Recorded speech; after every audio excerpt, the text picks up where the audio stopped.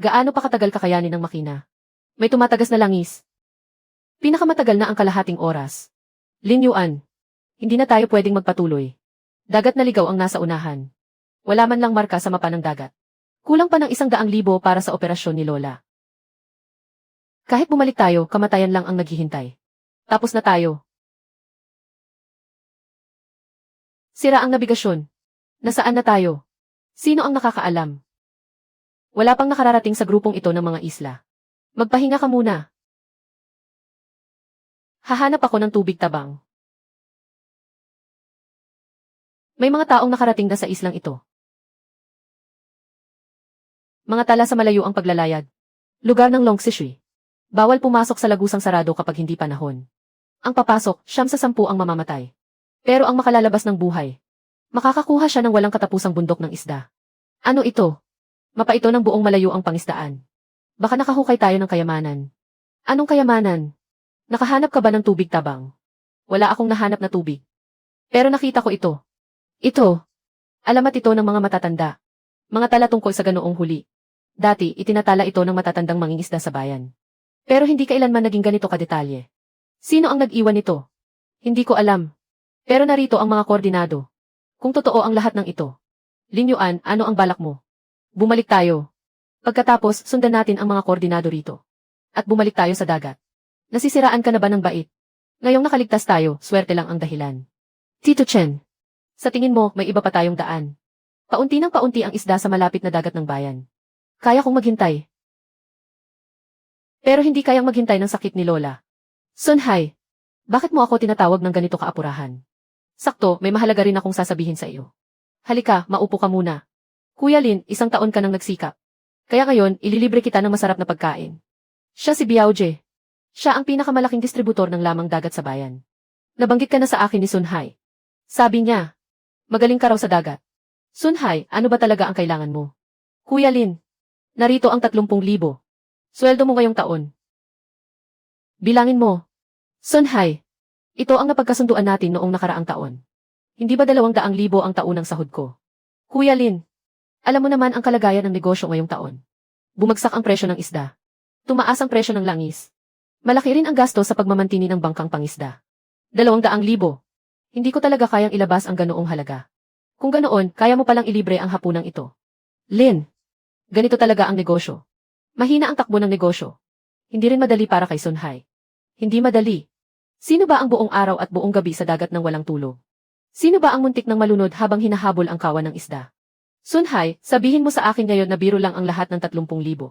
Lin Yuan, magkapatid tayo noon. Ayokong magsalita ng masakit. Pero harapin mo rin ang realidad. Marunong kang mangisda. Pero wala kang koneksyon sa bentahan. Wala kang puhunan. May papasok tayo ni Boss Biao sa malaking pantalan. Ikaw, puro kayod lang ang alam. Hindi ka na makasabay. Noong minsang magkasama tayo. At nangako tayo sa tabing dagat.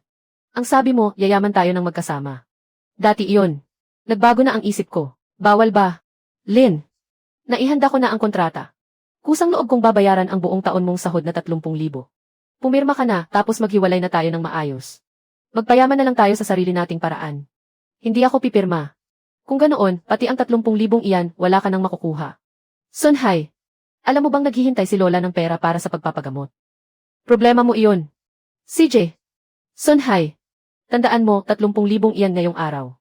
Ikaw na kaibigan niya mula pagkabata. Ang tapang ng tingin mo. Mag-ingat ka sa susunod. Narinig mo ba?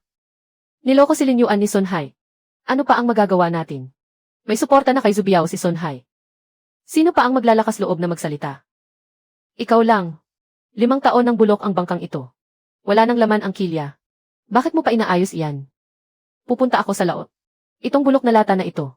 Hindi man lang kayang salubungin ang alon sa malapit na dagat. Akala mo bakal ka? Nababaliw ka na ba?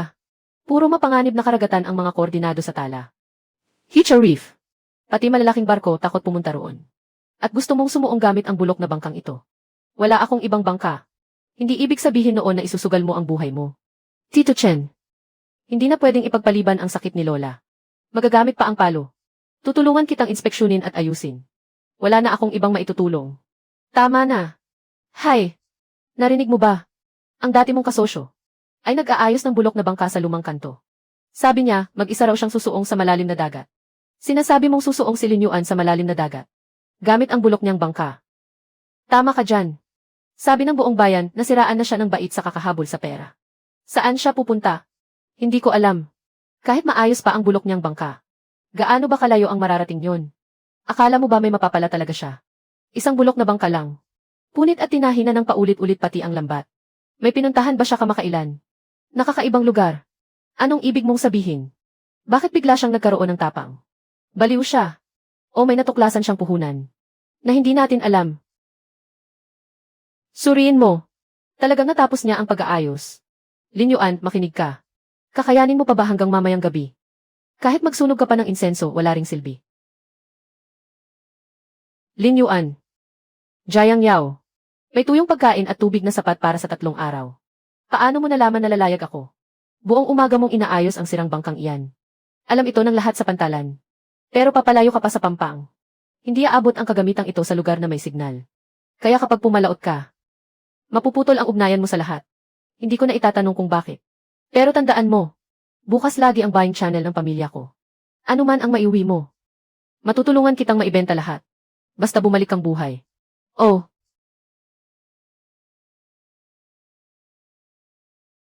Mukhang may gusto na si Jiang Yao kay Lin Yuan. Talaan ng ruta. Lumiko ng 30 degree pa kaliwa, lampasan ang unang bahura. Pagkatapos, agad kang lumiko pa kanan para iwasan ang ikalawang bahura. Lintik. Tumama tayo sa bahura. Hindi nakakayanin ng bangka. Kung magpapatuloy ito, siguradong lulubog ang bangka. Madalas lumalapit ang kawan ng isda kapag nasa panganib ang bangka. Hindi pwedeng maunang malunod sa kawalan ng pag-asa ang mangingisda. CJ.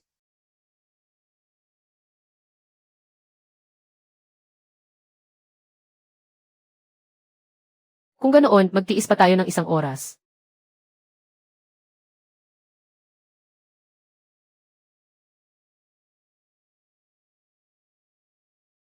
Dumating na sila. Bumangon ka.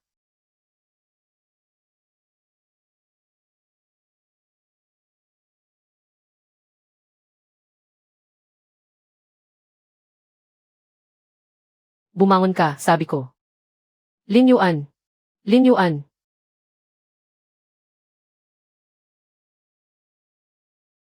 Tito Chen, tingnan ninyo roon. Bumangon ka. Wala ka na ba talagang pakialam sa buhay mo? Nasaan ang bangka? Lumubog na. Kung ganoon, ano naman ang halimaw na laman ng lambat na iyan? Grabe. Silver-scaled pomfret. Magkano ang halaga nito? Itong isang huli. Siguradong panimula ay 50,000. Kung maganda ang itsura, mas tataas pa ang presyo sa bidding. Pambayad sa gamot ni Lola. Sapat na. Kumuha kayo ng ilang taong tutulong. Buhay ang silver-scaled pomfret. Totoo ba talaga ang silver-scaled pomfret na ito?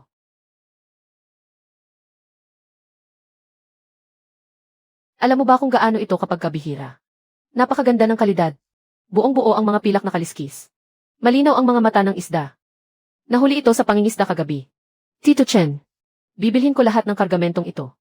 102 kada kilo. Ano sa palagay mo? 102, hindi ka ba nahihiyang mag-alok niyan? Napakaganda ng kalidad nito. Hindi bababa sa 105. Mag-aalok ako ng 106. Bibilhin ko lahat. Sige na, tama na, wag na kayong mag-ingay. Hayaan ninyong si Lin Yuan mismo ang magsabi kung kanino niya ibebenta. Ikaw si Lin Yuan, tama ba?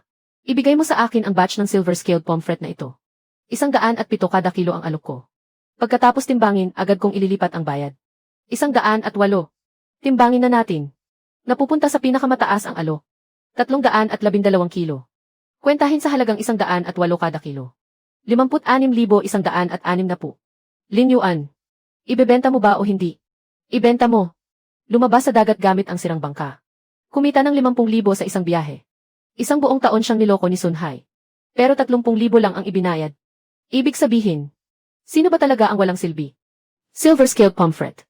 Sino ang nakahuli? Si Lin Yuan. 56,000. Isang sirang bangka. 56,000 sa isang biyahe. Akala niya kung sino na siya. Nagpahanap na ako. Sa tala ng pag-alis sa daungan ng sirang bangka niya. Pumunta siya sa Hicha Reef. Matutulis ang mga bahura roon parang pangil ng lobo. Wala na siyang pakialam sa buhay niya. Iyan ang problema. 3 dekada nang walang pumupunta sa Hichao Reef. Walang nangangahas pumasok doon.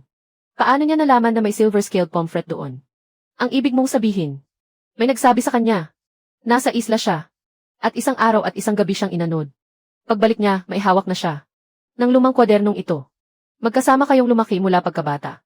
Dati, mahusay ba siyang manghuli ng isda? Magaling siyang lumangoy. Pero kung pangingisda ang pag-uusapan. Dati, halos kasing husay ko lang siya. Kung ganoon, may problema sa kwaderno. Malamang nakatala rito ang mga koordinado ng kawan ng isda. Kailangan nating makuha ang bagay na iyon. Hindi sapat na makuha lang natin ito. Kailangan nating pigilan siyang makabalik sa dagat. Apo, magkano ang aabutin ng pagpapa-ospital na ito? Hindi mahal. Magpagaling ka lang ng walang iniisip. Akala mo ba wala na akong alam? Nadulas ang dila ng nurse kahapon. 20,000 ang paunang bayad. May bayad pa sa mga susunod na gamutan. Lola, huwag mo nang alalahanin ang pera. Kaya ko ito. Apo, sabihin mo sa akin ang totoo. Saan galing ang pera? Sa mga isdang nahuli ko sa laot. Naibenta ko ng mahigit 50,000. Isang biyahe. Isang biyahe lang. Kung nandito lang ang tatay mo. Siguradong matutuwa siya para sa iyo. Ang susunod na hakbang. Ang Red Reef. Sabi sa butika ng ospital, dito ka raw dumaan. Ang gamot ng lola mo. Kinuha ko na rin habang nandoon ako. Narinig kong lumubog ang bangka mo. Lalabas ka pa rin ba sa dagat? Lalabas. Pero sa pagkakataong ito, hindi na sirang bangka ang gamit ko. Ang bilihan ng isda ng pamilya namin ay kamakailan lang nagpalawak ng cold storage. Kalahati pa ng bodega ang bakante. Ako na ang pupuno niyan para sa iyo. Hoy, Tito Chen. Ipag-ayos mo ako ng pakikipagkita sa shipyard na iyon bukas. May nakita akong segunda manong barkong bakal. Paki-inspeksyon ang kilya at makina. Barkong bakal. Hindi iyon mura, di ba? Hindi pa nga lumalamig ang 50,000 kakakuha mo lang. Hindi pa nga nag-iinit sa bulsa. Pambungad pa lang ang silver-scaled pomfret. Mas malalaki pa ang kasunod. Lugar ng Longsishui. Bawal pumasok kapag hindi panahon ng habagat. 9 sa bawat 10 papasok ang mamamatay. Pero ang makaliligtas, makakakuha ng bundok-bundok na isda. Natingnan ko na ang bangkang iyon para sa iyo. Walang problema ang katawan ng bangka. 80% bago ang makina. Ang presyo nito, 100,000. Mayroon akong 60,000. Yung natitira, hulugan na lang. May kailangan akong sabihin sa iyo. Nagtatanong ang mga tauhan ni Sun Hai. Tungkol sa huli mong paglalayag.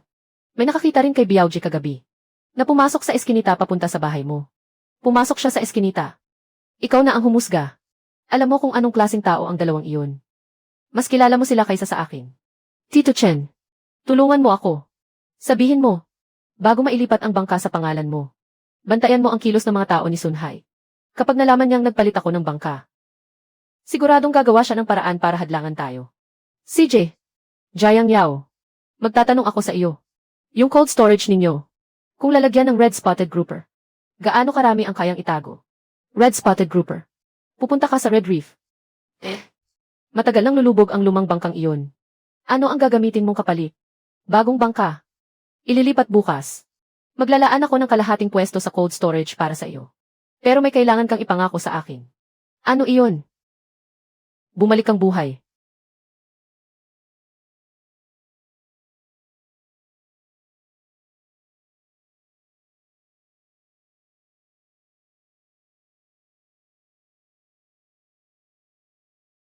Ayos ang usapan.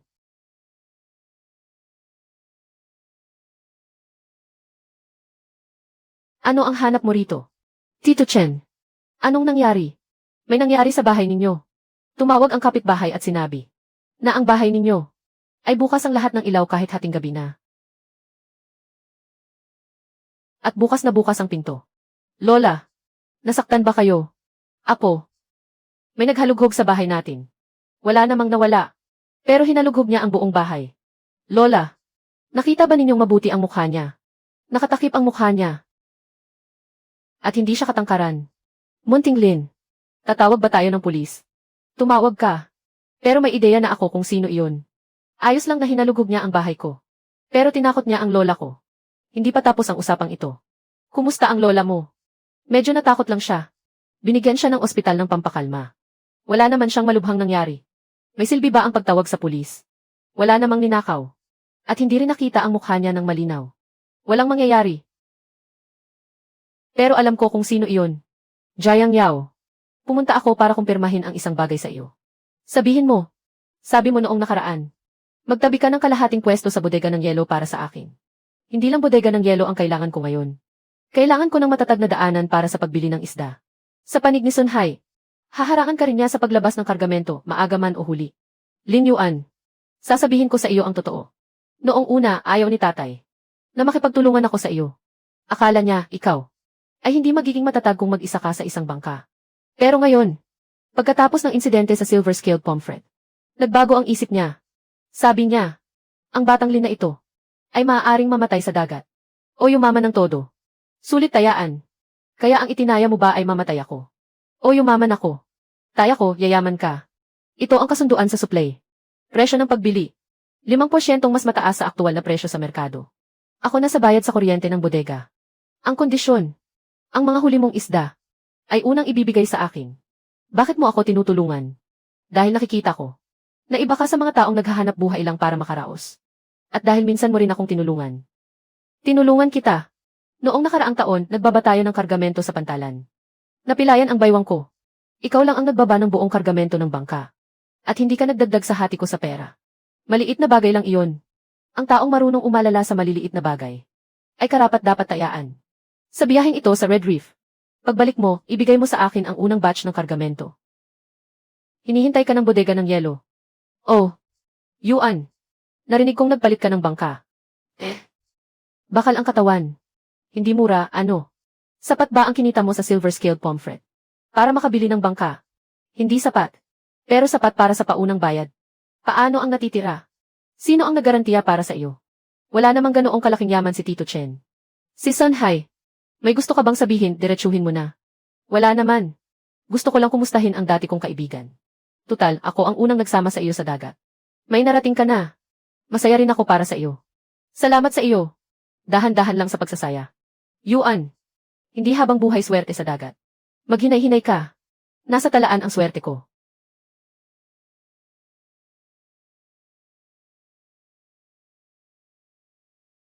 Wala ka niyan. Tirahan ng red-spotted grouper. Lalim ng tubig, 40 hanggang 60 metro. 254, Abril 2023. Nagbago ang direksyon ng alon. Biglang lumakas ang mababang presyon sa tropiko. Sa katubigan sa timog ng Red Reef, inaasahang magkakaroon ng malakas na hanging antas 8 hanggang 9. Tinatayang aabot sa 4 hanggang 6 na metro ang taas ng alon. Pinapayuhan ang lahat ng bangkang nangingisda na agad bumalik sa daungan. 290. Nasapo ng bagyo ang Red Reef. Huwag salubungin ang alon. Dumiretso ka. Gumapang ka sa alon para makaalis ang bangka. Halika na. Hindi mo ito madadala. Narito na siya. Sun Hai. Noong pinahalukay mo ang bahay ko. Hindi mo siguro inasahan ito. Red-spotted grouper. Pumunta ka sa Bahura, ano? 1 linggo kang nanatili roon. Ngayon lang naglabas ng babala sa bagyo. Naabutan ka. Kinaya naman ng bangka. Malala ba ang mga sugat? Mga sugat lang sa balat. Hindi ko ito ibebenta ng tingi ngayon. Red-spotted grouper. Napakaganda ng kalidad. Malulugi ako kung tingi ang bentahan. Ipapa-auction ko ito. Auction. Kung sino ang may pinakamataas na alok, sa kanya mapupunta ang buong kargamento. Patas na kompetisyon. Sa ganitong kalidad, ligaw na red-spotted grouper pa ito. Sa merkado, 800 ang panimulang presyo bawat kalahating kilo. Ang mahalaga, buhay pa. Tingnan mo, gumagalaw pa ang hasang nito. Buhay na red-spotted grouper. Kapag pinasingawan, matamis ang laman. Panimulang presyo. 600 piso bawat kalahating kilo. Sa pinakamataas na alok mapupunta. 605, 700, 800. Lahat kukunin ko. Sa isang pasada mo. Kulang pa ang presyong iyan. 20. At panimulang presyo pa lang iyan. Kasama ang malalaki at maliliit. 230 kalahating kilo lahat. Kung 1,000 bawat kalahating kilo ang average. 250,000 at 300. Bawas na ang bayad sa auction. 248,000 na lang ang malinis. Ipagpapalit namin ng mas maayos na kwarto si Lola. 248,000 sa isang pasada. Hindi na pwedeng magpatuloy siyang ganito. 2 pang pasada sa dagat. Mababayaran na niya ng buo ang natitirang utang. Pagdating ng araw, lahat ng tao sa bayang pangistaan ay ikot sa kanya. Kung ganoon, ano ang dapat nating gawin? Kahit gaano karami ang huli niya. Wala siyang cold storage. Wala rin siyang sariling mga sasakyang panghatid. Mabubulok lahat iyon sa loob ng 3 araw. Hindi ba pwedeng gamitin ni Jiang Yao ang cold storage niya? Kung ganoon, hindi na rin niya iyon magagamit. Ang cold storage ba ni Zhang? Tungkol sa cold storage ng pamilya Jiang. May gusto akong ipakipag-usap sa iyo. Ano iyon?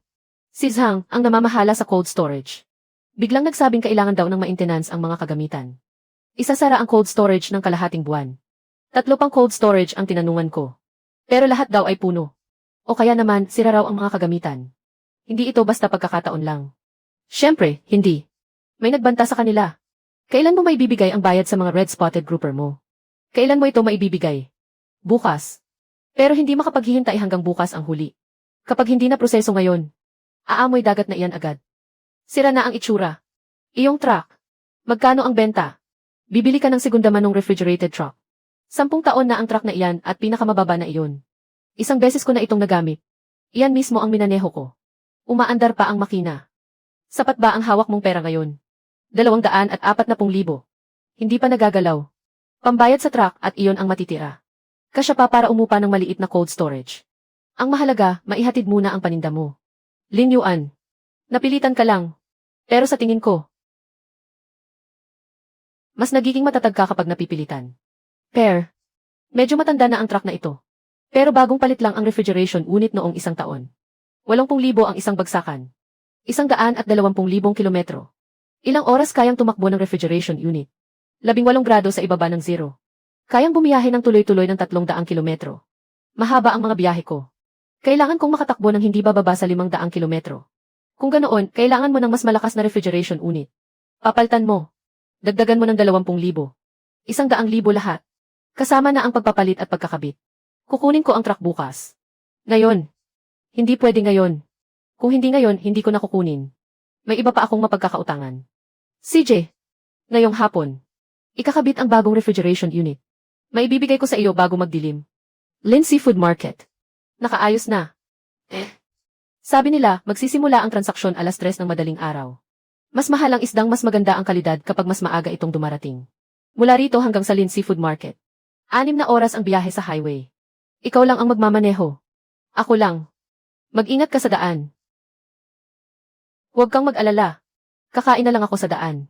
Mag-message ka sa akin pagdating mo. Bayad sa WeChat. Nasaan ka na? Kalahati na ng biyahe. May nangyari ba? Wala. Inaantok lang. Pero kapag naiisip kong kikita ako sa biyaheng ito, nawawala ang antok ko.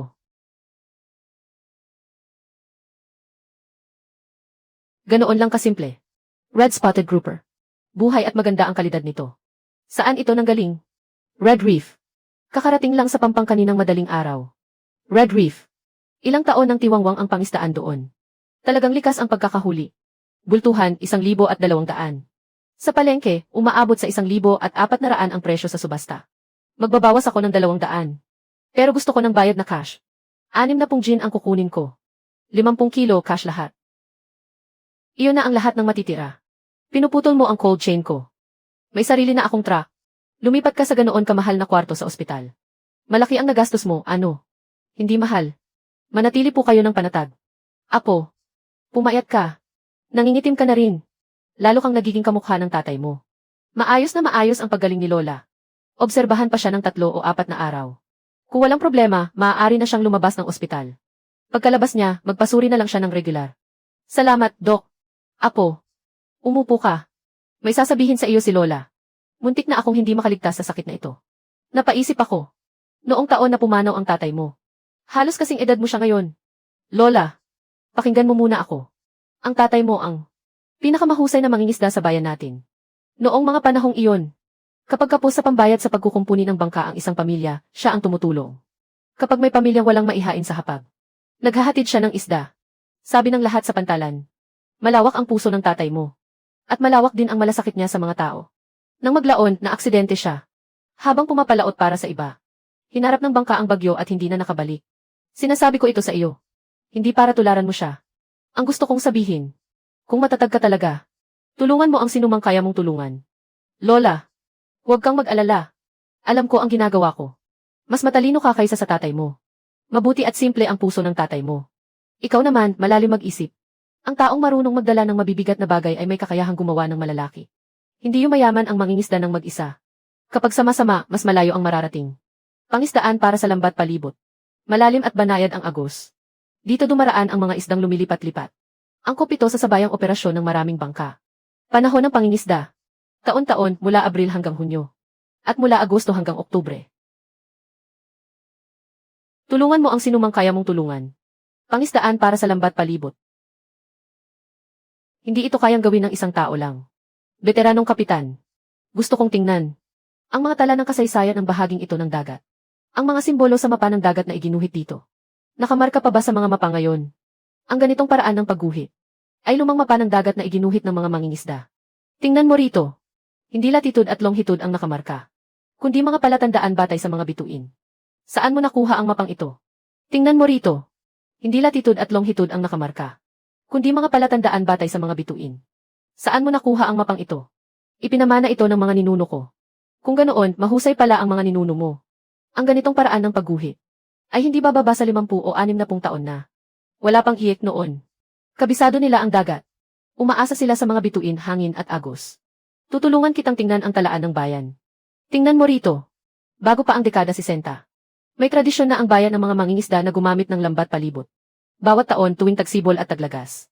Lumayo sa pampang ang buong pangkat ng mga bangka. May kanya-kanya tayong gawain. May magpapapunta sa mga isda. May maghahagis ng lambat. Kalaunan. Pababa ng pababa ang dami ng isda malapit sa pampang. Hindi na kayang buhayin ng palibot lambat ang ganoon karaming tao. Nagkanya-kanya na ang lahat. Sandali. Tingnan mo ito. Ang huling tala ng pangingisda gamit ang palibot lambat sa bayang ito. 55 taon na ang nakalipas. Tungkol ito sa palibot na pangingisda.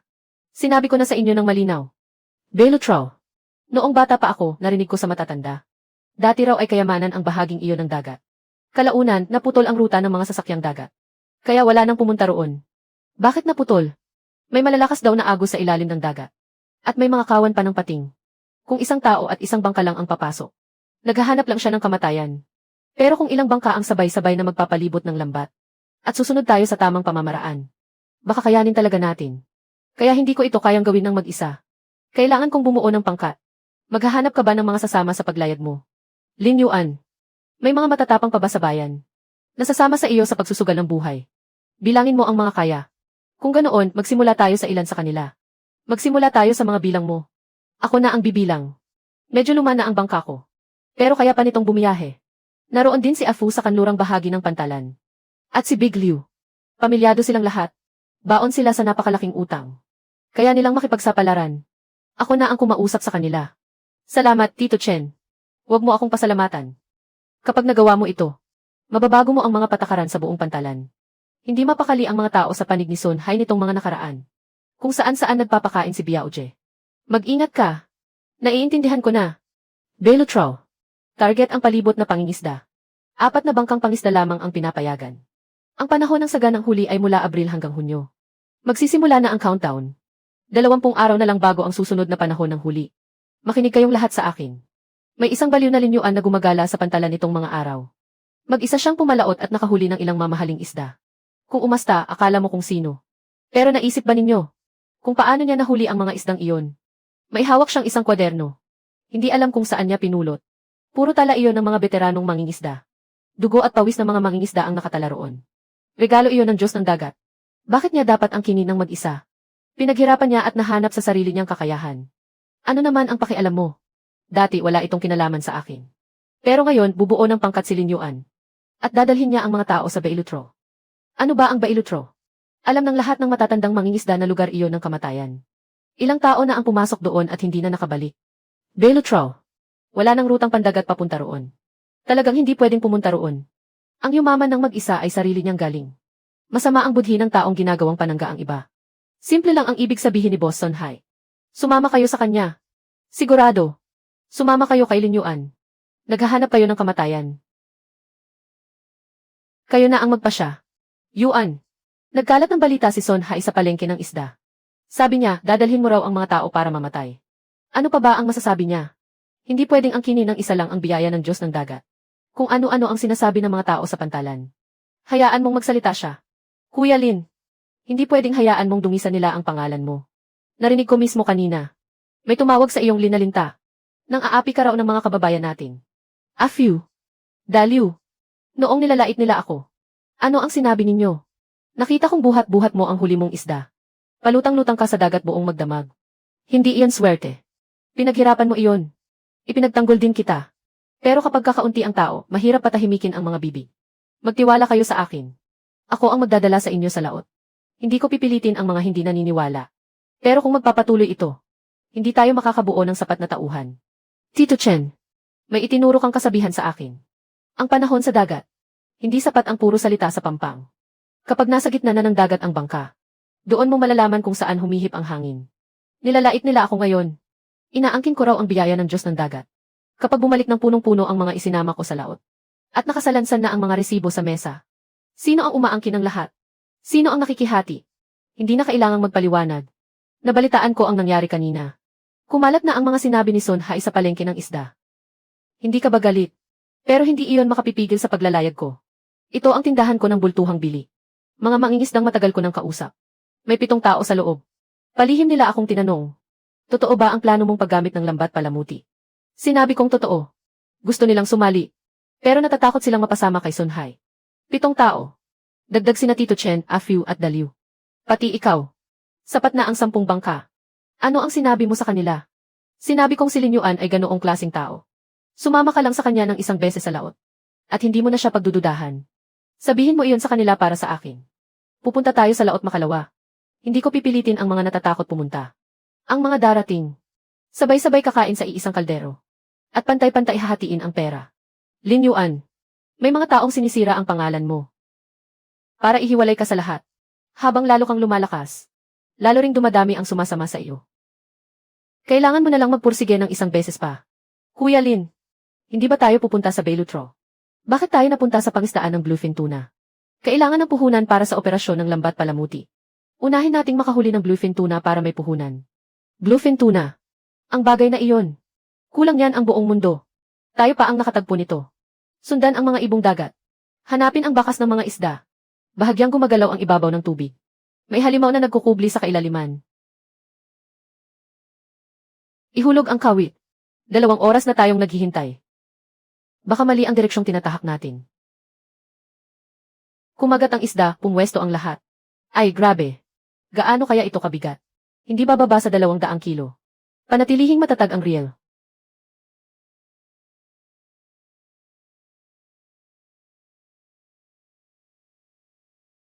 Huwag mong hayaang makatakas. Kuya Lin Yuan. Pating. Anong gagawin natin, lagot tayo? Dumarating ang kawan ng mga pating. Kapag bumangga ito sa bangka, iabot mo sa akin ang sibat ng isda. Pagkatapos, bawiin ninyong lahat ang mga kawit. Iurong ang mga kagamitan at isara ang pinto ng imbakan. Kuya Lin Yuan, ano ang ginagawa mo? Hilahin ninyo pataas ang bluefin tuna. Ako ang haharang sa mga pating. Kuya Lin Yuan, nayakyat na ba ang bluefin tuna? Nayakyat na. Kung ganoon, umalis na tayo. Bilisan ninyo, lumayo tayo sa bahaging ito ng dagat. Kuya Lin Yuan, alam mo ba kung magkano ang halaga ng isdang ito kapag ibinenta sa ibang bansa? Magkano? Hindi gaanong malaki. Pero sapat na para mapalitan ang mga kagamitan ng buong pangkat natin. Makabili tayo ng bagong lambat. Ang pakaisana ng paglalayag na ito ay maghulog lang ng kawit at maghanap ng kumpol ng isda. Pero ngayon, napaaga ang lahat. Nakuha na natin ang bluefin tuna. Gusto ba ninyong hatiin na natin agad ang kita bago umuwi? Gusto ko. Kung ganoon, sundin ninyo ang lahat ng sasabihin ko. Susunod, pupunta tayo sa Bailutro para manghuli gamit ang lambat. Kapag naging matagumpay tayo ngayong panahon, doble ang kikitain ng bawat isa. Kapag hindi, ibenta natin ang bluefin tuna na ito. Bawat isa may paunang bahagi muna. Makakatanggap kayo ng bayad sa pagod. Walang uwi na luhaan. 132 kilo ng bluefin tuna. Napakataas ng kalidad. Sino po ang kapitan ng bangkang nakahuli sa isdang ito? Kumusta? Isa akong mamamahayag. Maaari ko po ba kayong makapanayam sandali? Magtanong ka lang pero huwag magtagal. Ang bluefin tuna na ito. Kayo lang po ba ang nakahuli? Hindi. Isang buong pangkat kami. Pero sa pagkakaalam namin, halos 20 taon nang walang pumapasok na bangkang pangisda. Sa lugar na pinangingitlugan ng bluefin tuna na ito, walang pangkat na mga mangingisda ang nangahas pumunta roon. Paano ninyo ito nahanap? Gamit ito. Ang karanasang iniwan ng mga veteranong mangingisda noon. At dinagdagan ko ng sarili kong karanasan. Kung ganoon, sariling sikap kayong natuto. Hindi ko masasabing bihasa ako. Mas matapang lang ako ng kaunti kaysa sa karaniwang tao. At mas handang sumugal sa buhay. 3-002-00 Kuya Linyuan. 3 taon na akong may utang. Ngayon lang ulit ako nakahawak ng makapal na pera. Gusto kong umiyak. Huwag kang umiyak. Para makatipid sa lakas. Sa susunod, mas marami pa rito. 420,000. Isang isda. 420,000. Isang isda niya. Mas mahal pa sa buong pangkat ng bangka ko. Lahat ng nahuli sa isang biyahe may halaga. Ang lintik na kwaderno na iyon. Saan ba talaga iyan sumulpot? Tungkol sa kwaderno ngayon. Hindi na ang pagkatalo ang pinakamahalaga. Ang mahalaga, mayroon na siyang 10 bangka. May mga tagapagbalita nang nagbabalita para sa kanya. At mas marami pang sasama sa kanya. Kung ganoon, durugin natin siya ng tuluyan. Habang hindi pa siya lubusang nakakatayo. Noong huli, hinalugog natin ang bahay niya pero walang nakita. Sa susunod, ibang paraan naman. Napanood ka sa telebisyon ngayon. Ipinalabas ang balita. Mas marami nang gustong bumili ng isda mo. Kinakabahan ka ba? Ano ang ikakakaba ko? Dati, nagtatago ka lang. Ikaw lang ang kumikilos, walang pumapansin. Ngayon, nakatutok sa iyo ang buong pantalan. At nariyan pa ang kwadernong iyon. Marami nang gustong silipin iyon balang araw. Kasangkapan lang ang kwaderno. Ang tunay na mahusay na mangingisda. May kwaderno man o wala. Makakapalaot pa rin. Iba na iyon. Ang kwadernong ito ang gumabay sa iyo sa laot. At itinuro rin sa iyo kung saan dapat tumungo sa hinaharap. Ang susunod na hakbang ay mangisda gamit ang lambat sa Beilutro. Hindi lang ako ang sasama ngayon. Lahat ng nasa likuran ko. Kailangang ligtas na makarating at ligtas ding makabalik. Hinihintay sila ng kani-kanilang pamilya. Nagtitiwala sila sa akin. Hindi ko sila pwedeng bigin. Noong sinabi mo iyan, iba ka na kumpara noong una kitang nakilala. Sa paanong paraan? Noong una kitang nakilala, ang tanging laman ng mga mata mo ay ang lola mo at ang kwadernong iyon. Ngayon, nariyan na sa mga mata mo ang 10 bangkang ito. Sabi sa akin ng lola mo, may narating ka na. Tulungan ang lahat ng kaya mong tulungan. Pakainin muna natin ang lahat bago ang iba. Dahan-dahan lang. Isa-isa lang. Ano ang pangalan mo? Go Wang. 52 taong gulang. 30 taon na akong namamalakaya sa dagat. Naranasan ko na ang lahat ng klase ng panahon. Hindi ba ikaw ang nagpatakbo ng bangka para kay Sunhai? 6 na taon na. Noong nakaraang buwan, nagbilangan kami. Dapat ay 12,000 ang bayad sa akin. 8,000 lang ang ibinigay niya. Sabi niya, mahina raw ang bentahan. Pero nakita ko namang si Biaoje ay nagpalit ng bagong EC. At sumama pa rin ako sa kanya. Talagang tanga ako. Noong huli, sinabi ni Sunhai na isinama ni Linyuan ang mga tao para mamatay. Muntik na akong maniwala. Pero nailabas nila ang resibo ng bluefin tuna. At ipinakita nila ito. Mahigit 400,000. Hinati agad ang pera sa mismong lugar. Samantalang 3 buwan nang hindi binayaran ni Sunhai ang sahod namin. Huwag kayong magsiksikan. Nangalay na ang kamay ni Tito Chen sa pagsusulat. Boss Lin. Ako si Go Wang, tapat akong sumasali. Hindi ako mahusay magsalita ng matatamis na salita. Isa lang ang itatanong ko sa iyo. Kapag nagtagumpay tayo, makakahati ba talaga tayo? Pangingisdang lambat palibot. Malaki ang huli sa bawat biyahe. Pagkatapos maibenta, ibabawas ang gastos. Hahatiin ang kita ayon sa ambag ng bawat isa. May kanya-kanyang pagkukwenta. Isusulat natin sa mga alituntunin ng kooperatiba. Kung ganoon, sasali ako. Boss Lin. Binabati kita. Ang daming taong paikot-ikot sa iyo. Baka isipin ng hindi nakakaalam, magdaraos ka ng press conference. Sige, sabihin mo. Nagtataka lang ako. Magdadala ka ng 60 o 70 tao. Para mangisda sa malalim na dagat gamit ang lambat palibot. Paano kung tumaob ang barko? Baka walang makabalik. Ikaw ba ang mananagot? Sa mahigit 60 pamilya. Ngayon, nag-aalala ka na sa mga pamilya ng mangingisda. Paano naman ang mga taong nagpatakbo ng mga bangka para sa iyo at naghihintay ng bayad? Mananagot ka ba sa kanila? Aalis sa laot ang pangkat ng lambat palibot sa Makalawa. Kung gusto mong manood, tumayo ka na lang sa pantalan. Pero kapag nakatayo ka roon, tingnan mo kung ilan pa ang nasa tabi mo. 15 bangkang pangisda na may lambat palibot ang inihanda. 5 ang nadagdag. Ayon sa tala ni Tito Chen sa mga nagparehistro. Kasalukuyang 67 na ang tao. 15 bangkang pangisda ang gagamit ng lambat palibot. Naayos na ang hatsian ng trabaho. Ang paghahanda mo sa biyahe na ito. Kumpara sa orihinal na 10 bangka. 5 ang nadagdag. Doble ang laki ng operasyon. Mas malaki man, kailangan pa ring harapin.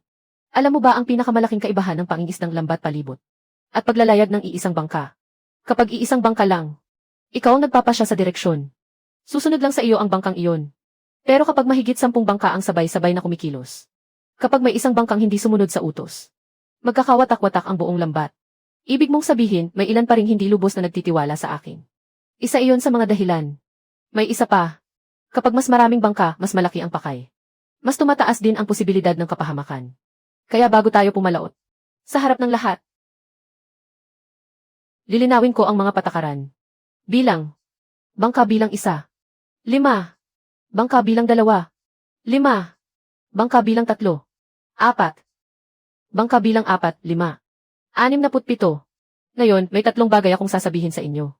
Una, kapag nasa laot na tayo, susunod sa utos ko ang lahat ng bangka. Kapag may anumang panganib, ang pinakamalapit na bangka ay dapat agad bumalik para sumagip. Ikatlo, kung makakabalik tayong punong-puno ang huli, bawat kusing kikitain, ay hahatiin sa harap ng lahat. Hindi ako kukuha ng higit sa iba. Ang sarili kong bangka ay isang bahagi lamang. Pareho lang ang bilang ng ambag ko sa lahat. May tutol ba? Wala akong tutol. Isa lang ang sasabihin ko. Lin Yuan, ikaw ang nasa unahan ng bangka. Sasama kami sa iyo. Sakay na ang lahat. Aalis tayo ng eksaktong 4:30.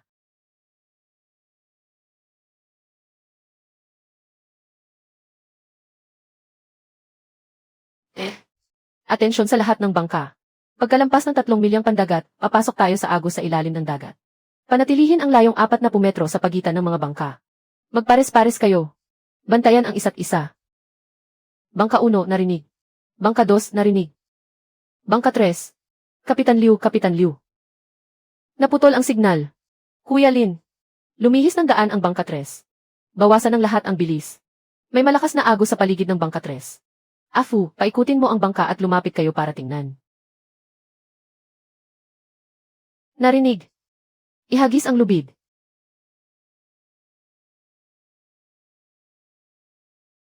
Pabilisin ninyo at hilahin siya.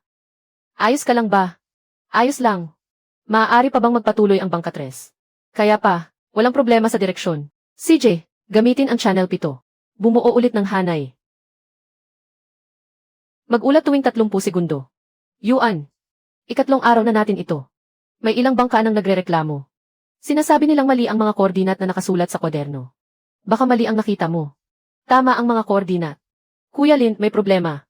May nagtatalo sa radyo. Sabi nila sayang lang ang paghihintay at dapat nang bumalik. Sino ang nagsabi? 3 araw na tayo rito. Wala pa tayong nakitang kahit anino ng matinong isda. Ayon sa kwaderno, dapat dagsa ang isda rito. Nasaan ang isda, nasaan ang dagsa? Sa tingin ko, puro kalokohan lang iyon. Hinaan mo ang boses mo. Naririnig ka ng lahat sa radyo. Di narinig nila. Hindi ba't katotohanan ang sinasabi ko? Maghapon tayong nagsusunog ng krudo habang naghihintay. Pera rin ang lahat ng iyan. Sino ang sasagot sa lugi ko? Lin Yuan, tawagin mo ang bangka 7. Sino ang gustong bumalik? Ako si Zhang sila. Kung magpapalipas lang tayo ng oras ng ganito. 2,000 ang naubos sa krudo ng bangka ko bawat araw. 2,000 lang iyan. Ikaw ang maglabas. Zhang sila. Bibigyan kita ng 2 pagpipilian. Mananatili ka sa grupo. Sundin ang plano. O maaari kang bumalik ngayon. Ibabalik ko sa iyo ang ginastos mo sa krudo. Hindi sa hindi kita pinagkakatiwalaan. Pero hindi na pwedeng patuloy tayong magsayang ng oras at pera. Nakataya ang kabuhayan ng lahat. Kailangan mong magbigay ng malinaw na sagot. Makinig ang lahat. Sa bandang hilaga, posisyon ng 2:00. May namataang kumpol ng mga ibong dagat. Hindi sila nagkakawatak-watak. Ibig sabihin, may kumpol ng isda sa ilalim na nagtutulak sa pain. Ilapit ang pagitan ng lahat ng bangka. Kumikilos tayo pahilaga. Kung wala pa ring isda bago maggabi, ako ang manlilibre ng inuman para humingi ng tawad. Pero ngayon, sumunod ang lahat. Umiikot na ang bangka 2. Sumunod ang bangka 3. Umiwas at sumunod kayo.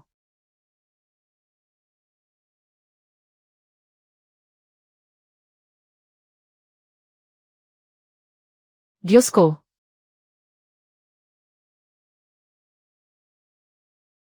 Ihulog ang mga lambat lahat. Sa wakas, dumating na rin. Paliitin ang pwesto mula sa magkabilang panig. Huwag hayaang makalusot ang kawan ng isda sa bukana. Magsara na ang bukana sa kaliwang bahagi. Galingan pa, isang hatak na lang. Sapat na ito para mabuhay tayo ng 1 taon. Sa buong buhay ko, ngayon lang ako nakakita ng ganito karaming isda. Makinig ang lahat. Ipadala na ang unang kargamento ng isda. Ibahagi ang karga sa mga kalapit na bangka. Bawal lumampas sa kargang kaya ng bawat bangka. Siguraduhin ligtas muna ang mga bangka bago magkarga ng isda.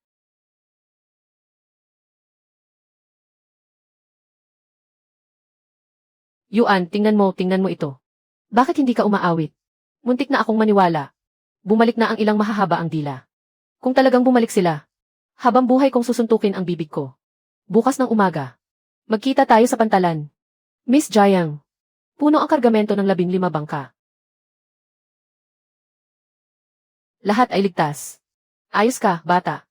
Ngayon lang ito nangyari sa loob ng 30 taon. 15 bangka. Puno lahat. Sa biyaheng ito, sobra-sobra na ang ani. Ang kabuang dami ng silver scale pomfret ay 14 na nakargamento. Humigit kumulang 43,000 gin lahat. Ang batayang presyo ay ayon sa presyo kahapon. Ang presyo sa pamilihan ng Lin ay 38 kada gin. Maaaring uriin ang kalidad na ito bilang antas di. Sa amin 30 41, 43. Kukunin namin ang buo. Pinal na presyo 45 kada gin. Mabibili lahat ang 14 na nakargamento. Kwentahin ang kabuang halaga. 19,350,000 yuan. Tito Chen. Ang kabuang bahagi ng bangka 1 ay 350,000. 42,000 bawat tao. Heto, kunin mo. Sinabi ko na sa iyo. Magtiwala ka kayuan. Tama. A few. Daliw. Sa susunod, kung may hindi ka sigurado, itanong mo agad sa radyo. Naiintindihan ko. Alam mo ba kung ilang taon na ako? Kahit kailan, hindi pa ako nakahawak ng ganitong halaga. Ilang taon na. Mula nang matuto akong magpatakbo ng bangka. Isang buong buhay na. Ngayon lang ito nangyari. May sasabihin ako sa iyo. Ano po iyon? May mga tauhan ni Sun Hai na pumunta sa akin ngayon. Handa raw silang magbayad sa akin ng doble. Para iligaw ko ang mga bangka ng iyong pangkat. Habang nagsasagawa kayo ng pangingisdang paikot-lambat. Pinaalis ko sila. Pero hindi lang ako ang lalapitan ng mga taong iyon. 67 na ang kasama mo ngayon. Masisiguro mo bang lahat sila ay tulad ko? Hindi. Pero babantayan ko sila. Yuan. Sinabi mo walang mababawasan kahit isa, tama. Tama.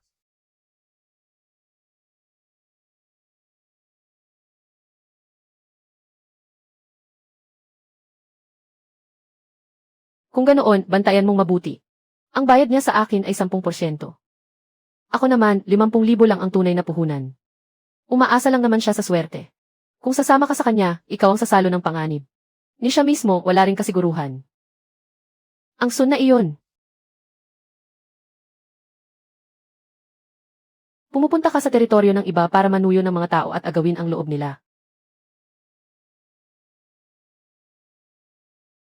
Ipinagpaliban niya ang kalayaan niya.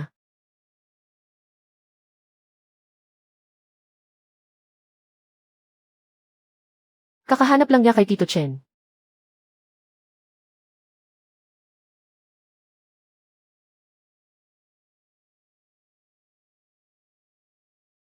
Isama mo na si Jiang Yao.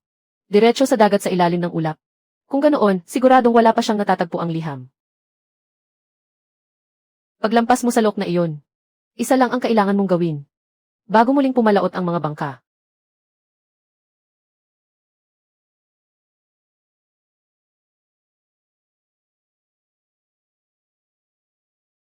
Sabihin mo sa akin ang tunog ng dagat. Sa daang tinahak mo, pinagawa niya kay Jiang Yao ang masamang bagay na iyon.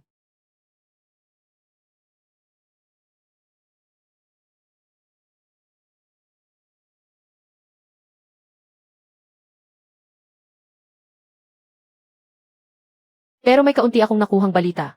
Ang mga mangingisda sa ilalim ni Biaoje. May doktor ba roon?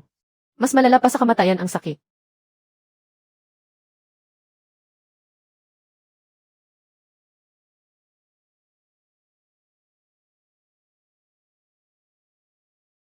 Mas matindi pa sa sakit ang pagdurusa.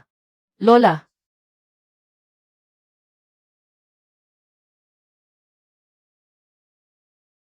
sa unang araw pa lang, buksan mo ang ilaw.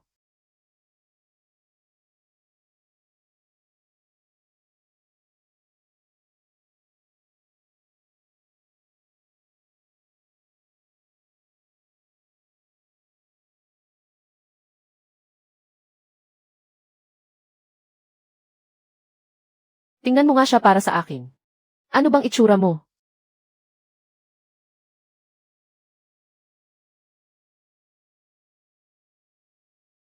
Ayos ka lang ba? Lola, ako ito.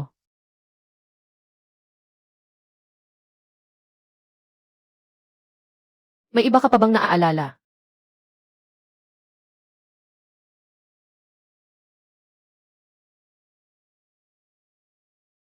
Apo mo ako.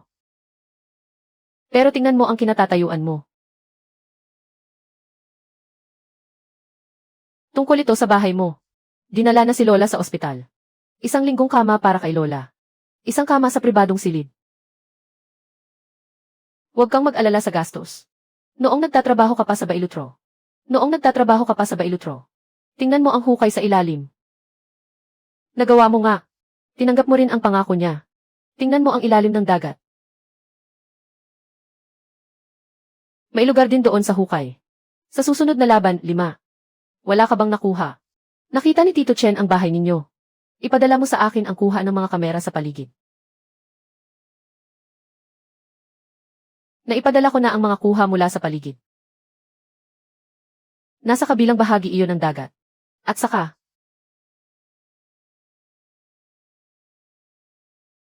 may apoy sa himpilan ng bumbero nang makaalis si Lin Yuan. Bukas, aalis na tayo.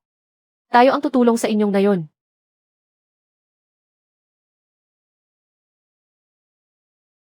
Mula noong una mong pagkilala kay Sun Hai. Dati, nakita ko na siya. Ngayon ko lang napagtanto.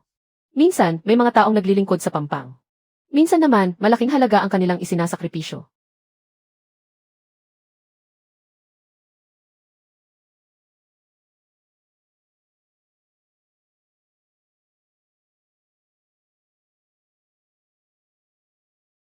Mas kapaki-pakinabang pa iyon kaysa sa paligsahan.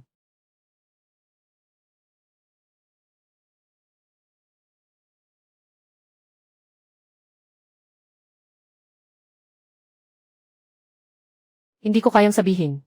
Tinalon siya ng malalakas na alon at tumaob ang bangka. Hindi ba? Sabi ng matandang pinuno ng mga mangingisda. Nang dumating si Lin Yuan, sumigaw siya. Kakapaalis lang niya sa dagat. Wala akong narinig mula kay Jiang Yao. 4,000 ang ipinadala ng kapitan. Long Xishui. Hindi iyon ang karaniwang sinasabi. Ilang taon na ang nakalipas mula nang mapuntahan ko ang lambak. Ang bahaging ito ng lugar. Kapag mababa ang tubig, umaabot ito hanggang doon. Maaari mong lampasan ang gilid ng buhawi. Isang malalim na palaisdaan sa laot na dati ng binuo.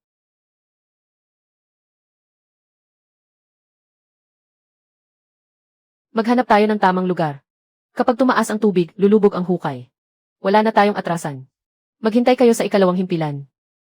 Lumabas kayo at gamitin ito. Napakalaki ng opisina pero wala ring saysay. 10 na kaming nakapasok sa tubig. 10 na rin ang sumibol sa dagat. Hindi ka nakatulad ng dati. Isama mo ang mga tao sa bahay ninyo.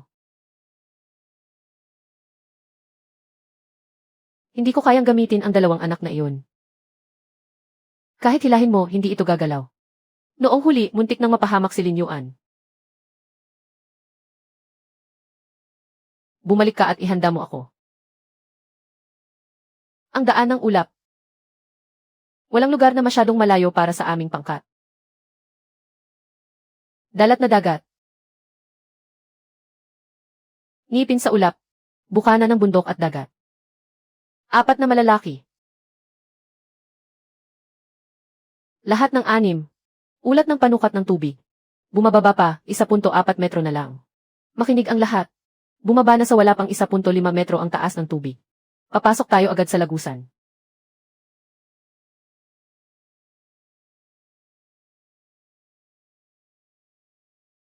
Ngayon na. Diyos ko. Ito na ang Long Xishui. Huwag kayong tumingin sa ibaba. Tumingin sa unahan. Bantayan ang ilaw sa hulihan.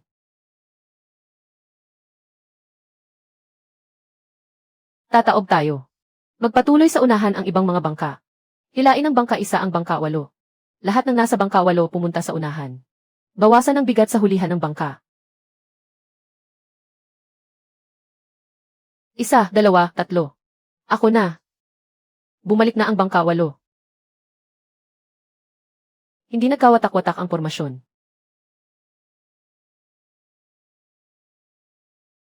Kuya Lin, halika at tingnan mo. Ito mismo ang binanggit sa kwaderno. Ang pangkat ng isda rito ay parang hanay ng mga bundok. Umaabot ng mahigit 10 milyang pandagat.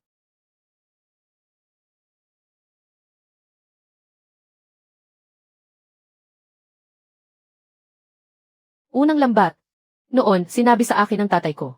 Ang Longsishui ay lugar ng kamatayan. Kung nabuhay lang siya para makita ang araw na ito. Iulat ng bawat bangka ang dami ng huli. Ihakot ito ng maramihan. Unahin ang mga bangkang pangsalba. Pagkatapos maubos ang unang kargamento, ipagpatuloy ang paghahagis ng lambat. Tay, ito na ang bundok ng walang katapusang isda na sinabi mo. Nakapunta na tayo rito. Yuan. Punong-puno na ang imbakan natin. May ilang bangka pang hindi puno. Bangka 9. Bangka 11. May bakanting espasyo pa ang lahat. Kung ganito tayo manghuli, mapupuno rin ang lahat bago matapos ang kalahating araw. Makinig ang lahat. Unahing ilipat ang huli sa mga bangkang may bakanting imbakan. Humanda nang bumalik sa unang biyahe ang mga bangkang puno na. Kuya Lin, puno pa rin ang signal ng pantukoy ng isda. May 10,000 tonelada pa ng isda sa ilalim. Hindi talaga kakasya lahat sa biyahe natin. Kung ganoon, ano ang gagawin natin? Itapon na lang pabalik sa dagat. Bawal magtapon. Ihakot ng maramihan. Ang 7 bangkang puno sa unang kargamento. Bumalik muna sa daungan at magbaba ng kargamento. Magpatuloy sa trabaho ang mga natitirang bangka. Pagkababa ng kargamento, bumalik agad ang mga bangka para magpalitan sa trabaho. May kailangan akong tao. Maghanda ng rampa. Napakarami ng kargamentong ito. Magpadala ng 3 forklift. 5 ang ipadala. Bilisan ninyo. Magpadala pa ng 10 truck na pang-refrigerator. Makinig ka sa akin. Sa ganitong dami, kahit anong daungan. 10 taon na akong hindi nakakita ng ganito. Saan nahuli ang kargamentong ito? Napakalaki ng huli sa isang biyahe. Kailangang itala at suriin ito ng tanggapan ng pangisdaan. Paunang tala ng bilang. 7 bangka ang babalik sa unang kargamento. Kabuang bigat ng huli. Tinatayang mahigit 1,200 tonelada. 8 bangka pa ang patuloy na nangingisda. Tinatayang may isa pang biyahe. Ang kabuang timbang ay halos 2,500 tonelada. Nakapagtala ako ng pinakamalaking huli sa loob ng halos 30 taon. Ito ang pinakamalaking record ng isang biyahe sa pangingisda. 900 tonelada. Nalampasan mo na iyon sa biyahe mong ito. Halos 3 beses mo nang nabasag ang record. At mula pa iyon sa tuloy-tuloy na operasyon ng pinaliligirang lambat. Record ng unang biyahe ng pangisdaan ng Longsishui. Tinatayang kabuang huli sa isang round trip. Higit sa 2,500 tonelada. BOJ. Pinaghihinalaan kang nag-utos sa iba. Nasirain ang produksyon at operasyon ng negosyo. Krimen ng sapilitang pakikipagkalakalan. Ito ang warrant of arrest. Isa ka lang naman. Na nakatayo sa pampang at nakikisawsaw sa gulo. Kuya Sun, magsalita ka. May 3 na namang tripulante ang lumapit sa akin kanina at nagsabing. Gusto nilang lumipat sa malayo ang pangingisda. At gusto rin nilang sumama ako. Di sumama ka. Sumama kayong lahat. Shamsero. May gana ka pang pumunta rito. Lin Yuan. Isinailalim sa auksyon ng korte ang bahay. Dahil sa kaso ni Biaoje, kinuha ang mga bangka ko. Wala na akong bangka ngayon. Wala na rin akong matitirhan. At may utang pa ako. Noong binigyan mo kami, Lin Yuan, ng 30,000. Hindi ka naman naging ganoon kabait. May utang akong 360,000. Lahat ng taong nakilala ko noong naglalayag pa ako. Ay wala ni isa mang sumasagot sa tawag ko ngayon. Ito ang 50,000. 200,000 ang dapat mong bayaran sa akin noon. Kulang pa ng 150,000. Kunin mo muna itong 50,000. Ang matitira. Kung gusto mong manatili rito para magkumpuni ng mga bangka. 20,000 ang sahod mo. Ibabawas buwan-buwan sa sahod mo ang pambayad. Ikaw. Bakit? Bakit mo siya binigyan ng pansamantalang pwesto? Para magkumpuni ng bangka. Magsisimula siyang magtrabaho bukas. Iyong 50,000 na ibinigay mo sa kanya kanina. Iyon ba ang perang naipon mo para sa kasal? Bakit? Muntik ka na niyang sunugin kasama si Lola. Matapos kanyang pagtaksilan at pagplanuhan noon. Paano mo pa siya natutulungan ganito? Tito Chen. Sabi mo ang magtapo ng isang tao. At ang maghila ng isang tao pabalik. Alin ba ang mas mahirap? May utang sa akin si Sun Hai. Itala mo na lang sa kwenta. Sa unang batch ng opisyal na tatanggapin. May 120 pwesto. Prioridad ang pagtanggap sa mga kapamilya ng mga kasapi. Nakapaskil na sa pantalan ang abiso sa pagkuha ng mga manggagawa.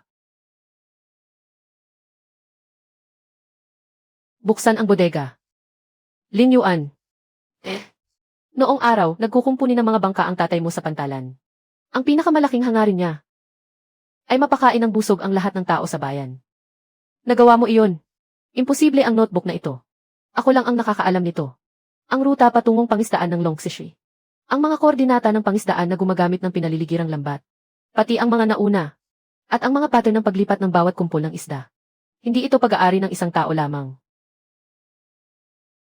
Simula ngayong gabi, kokopyahin natin ito. Hindi dapat ubusin ang yamang dagat. Kapag may maliliit na isda, pakawalan sila. Ang mga salitang ito ay isusulat sa mga tuntunin ng kooperatiba. Bago pumalaot ang bawat bangka, babasahin muna ito. Ang unang itinuturo ko sa inyo ngayon ay hindi kung paano manghuli ng isda, kundi kung paano basahin ang agos at ang mga isda. Huwag piliting mangisda kapag wala ang kawan. Pakawalan ang maliliit na isda. Ang mga tuntuning ito ay hindi para sa magandang pangalan, kundi dahil ang pangisdaan ng kooperatiba natin ay para sa ating lahat. Kapag inubos natin ngayon, wala nang mahuhuli bukas.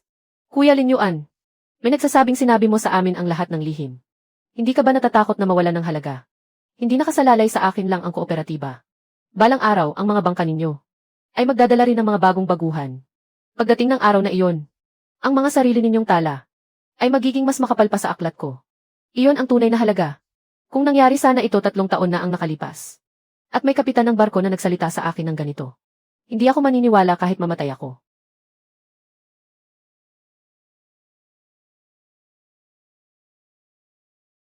Tama na ang daldal, ipasa na ito. Natapos na ang solo kong paglalayag.